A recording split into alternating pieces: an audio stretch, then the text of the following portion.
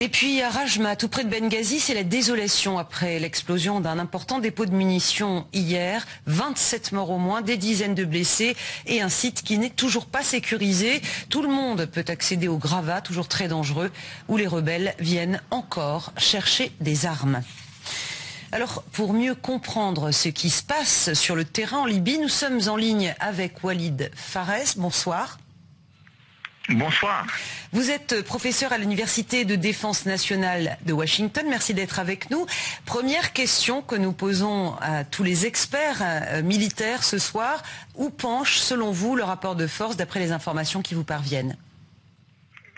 Aujourd'hui, il y a deux camps militaires en Libye. Celui qui est encore dirigé par le colonel Kadhafi et les rebelles, bien sûr, dirigés par le général Abdel Fattah. Les forces de Kadhafi ont déjà perdu beaucoup d'unités et de soldats, mais maintenant ils sont en nombre réduit et ils sont dirigés par des officiers directement sous Kadhafi.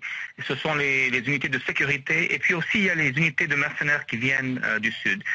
Les forces rebelles qui sont basées à Benghazi sont encadrées par des officiers dissidents et donc soutenus par des milices populaires. Les batailles qu'on voit maintenant dans le centre de la Libye vont décider en fait qui va pouvoir encercler l'autre. Est-ce que les rebelles vont arriver à Tripoli ou bien il y aura une contre-offensive qui va ramener les forces de Kadhafi vers Benghazi? On va voir. À votre avis, Walid Fares, l'opposition paraît divisée sur la stratégie à tenir. Les Occidentaux parlent éventuellement de zones d'exclusion aérienne. Ce thème divise l'opposition libyenne. À votre avis, pourquoi? De quoi est-elle composée?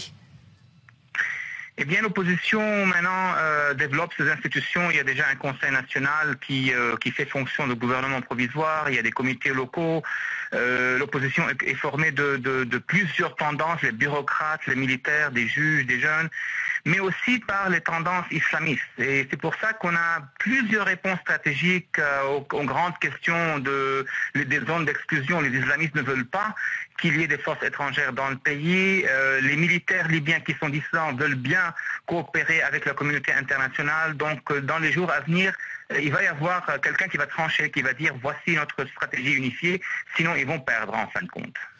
Walid Fares, merci beaucoup d'avoir été avec nous. Je rappelle que vous êtes donc professeur à l'Université de défense nationale de Washington.